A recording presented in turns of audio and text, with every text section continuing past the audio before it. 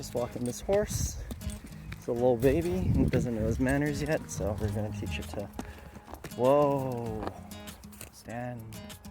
There you go, nice.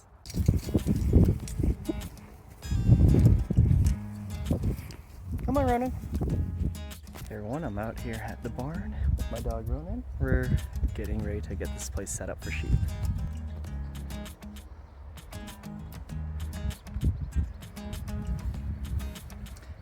You can see the whole place is very overgrown. A lot of it has been pushed down by two horses walking around, which is a lot of help. And it's doing donuts on the fields to push down the grass.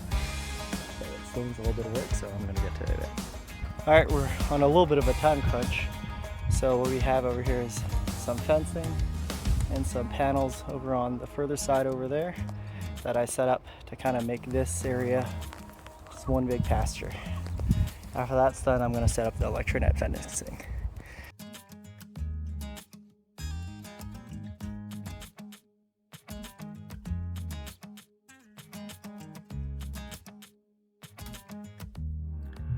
So I was headed home early to shower, sleep, and wake up early to pick up the sheep tomorrow.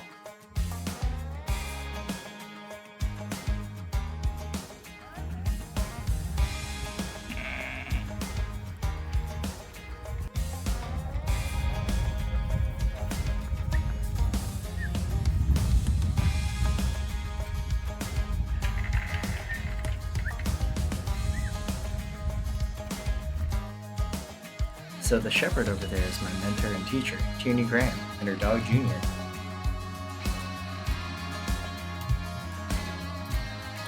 I was hoping that Ronan would be able to do all the sheepdog work today, but we were running a bit late. We had to trim the sheep's hooves, give them medicine, and vaccinate them before they're off to their new home. Although I helped doing farm work at the sheepdog school before, and I also volunteer at a non-profit animal rescue for horses, pigs, goats, and sheep, I've never trimmed sheep hooves before. Actually, I don't think I've trimmed any animal hooves before. It was slow work. Luckily, I have Tierney and Troy, both experienced shepherds and sheepdog trainers to help me. She's got a little bit of the wall coming up off of her. Yeah, I cut all that out so you get oxygen in there. Anything extra like this. And the walls. This is easier for my back. Flipping them. Yeah. But, if you want to flip them, you grab a hold of her chin. Yeah. Send it all the way back to her ribs. Okay. Oh, there, yeah, all the way back. There you go. Now push the gun.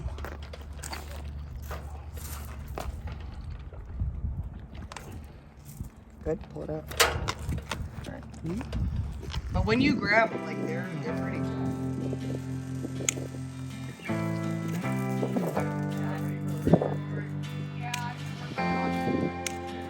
Hey, Lori.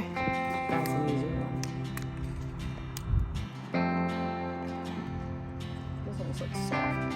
Yes, their inner foot is soft. It's just the outer wall that's harder. It's kind of like The frog of callus. Like, yeah, like the... Look at this good girl just standing here getting her manicure.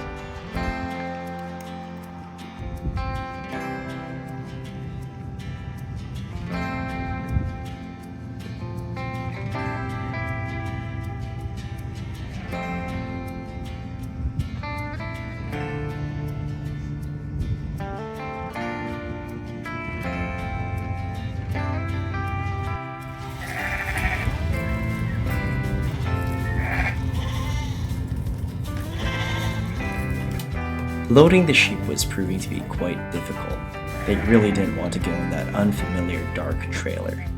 Just a few days ago, I also used that trailer to transport Vaughn, the horse at the beginning of the video. Those sheep probably never smelled a horse before, and that made it all the more difficult.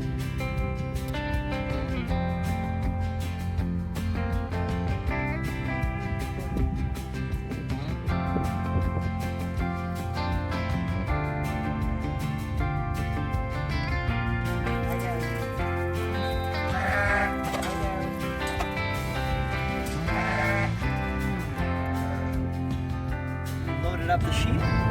We're now driving back to put it on the farm. It was a little bit difficult since they didn't really want to go inside the horse trailer. Weird smells, weird sounds, weird look, lots of shadows. But eventually we grabbed one with a halter, brought it in. So it was a little bit of a Judas sheep situation. For people that don't know, a Judas sheep is basically the sheep that you lead, which leads all the other sheep towards something bad, quote unquote. But not this one. This time the sheep is going to something good. So I guess it's a Jesus sheep.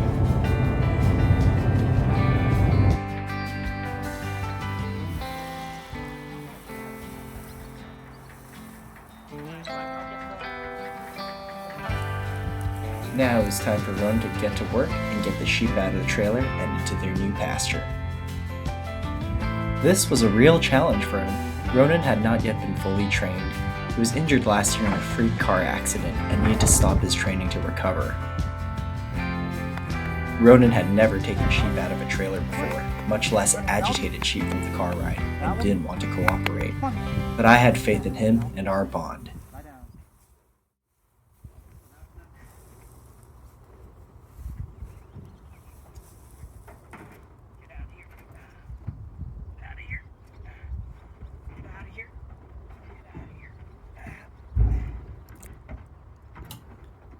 That is until the sheep decided that he wasn't down to play and just jumped right back in.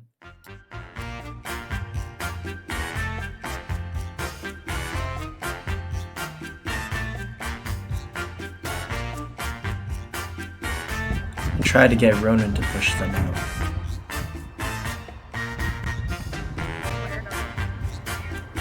I tried myself to push them out.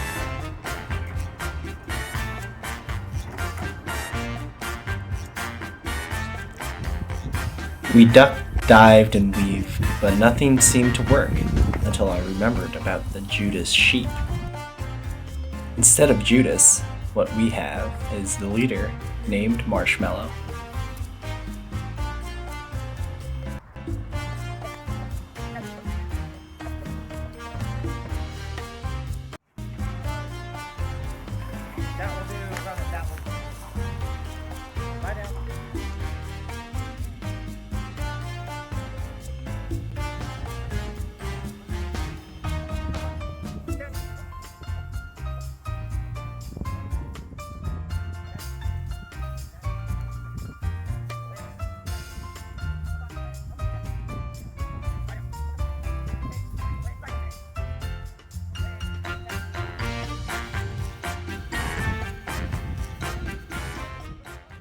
Alright, Ron, that was Ronan's first job completed.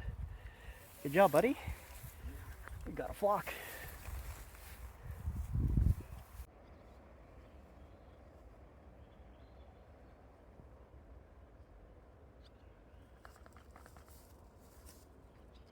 Little update, I'm back at the barn.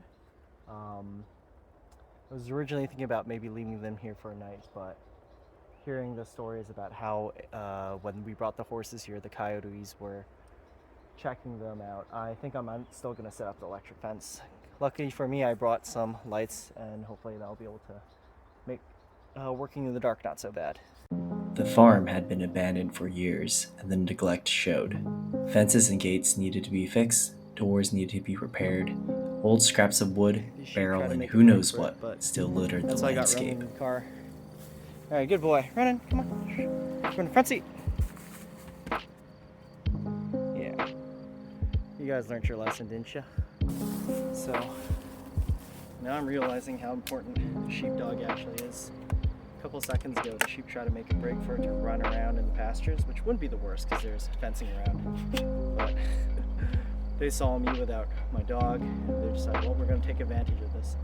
Joke's on them, my dog was in the car right behind me, so I just opened the door, got him, and then they chased him right back in. Good stuff.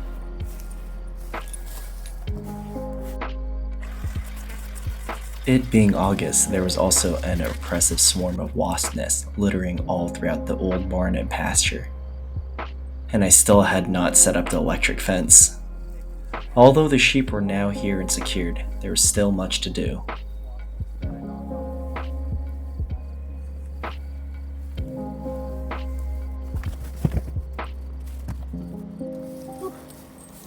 That's good. remove all the wasp nests without getting stung once. That works. All right, it's 10 o'clock. Ronan did a day's, well, he didn't actually do that much work. He did a little bit of work, but he was useful. I try to set up as much as I can, and all I can do is drive back home, shower, and then come back here early tomorrow to see if I can set up the rest of the fencing.